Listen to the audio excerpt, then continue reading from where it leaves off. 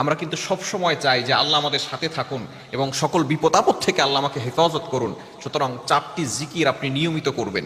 Number 1, 1 number হচ্ছে হাসবুনাল্লাহু ওয়া নি'মাল ওয়াকিল। এই দোয়াটা হচ্ছে পবিত্র কোরআনুল কারীমের অন্যতম একটি আয়াত। এটা হযরত ইব্রাহিম আলাইহিস সালাম যখন কঠিন বিপদে পড়েছিলেন, নমরুদ যখন তাকে আগুনে নিক্ষেপ করেছিল, তখন ইব্রাহিম আলাইহিস সালাম এই দোয়াটি পড়েছিলেন, হাসবুনাল্লাহু ওয়া নি'মাল ওয়াকিল। আমার রব আমার জন্য যথেষ্ট, আমার আল্লাহ আমার জন্য যথেষ্ট। ইব্রাহিম আলাইহিস সালামের এই দোয়ার বদৌলতে আল্লাহ পাক রব্বুল আলামিন সরাসরি আগুনকে অর্ডার করেছিলেন, কুলনা ইয়া নারু কুনি বারদাও ওয়া সালামান আলা ইব্রাহিম। হে আগুন, আমার ইব্রাহিমের জন্য তুমি শীতলময় ঠান্ডা হয়ে যাও। 40 দিন পর্যন্ত নমরুদ আগুনে নিক্ষেপ করেছিল ইব্রাহিম আলাইহিস সালামের, তাকে পোড়াবিত দূরের কথা, একটা পশম পর্যন্ত আগুন জ্বালাতে পারে নাই।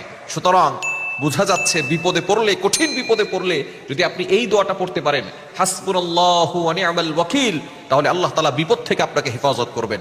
তাহলে 1 নাম্বার জিকির হচ্ছে হাসবুনাল্লাহু ওয়া নি'মাল ওয়াকিল। 2 নাম্বার জিকির হচ্ছে সুবহানাল্লাহি ওয়ালহামদুলিল্লাহি ওয়া লা ইলাহা ইল্লাল্লাহু ওয়াল্লাহু আকবার। এই 4টি বাক্য আল্লাহ তাআলার কাছে খুব বেশি প্রিয়। আহাব্বুল কালামি ইলাল্লাহি আরবা। আল্লাহ তাআলার কাছে 4টি বাক্য সবচেয়ে বেশি প্রিয়, সেটা হচ্ছে সুবহানাল্লাহ, আলহামদুলিল্লাহ, লা ইলাহা ইল্লাল্লাহ, আল্লাহু আকবার। এই 4টি বাক্য বেশি বেশি পড়বেন।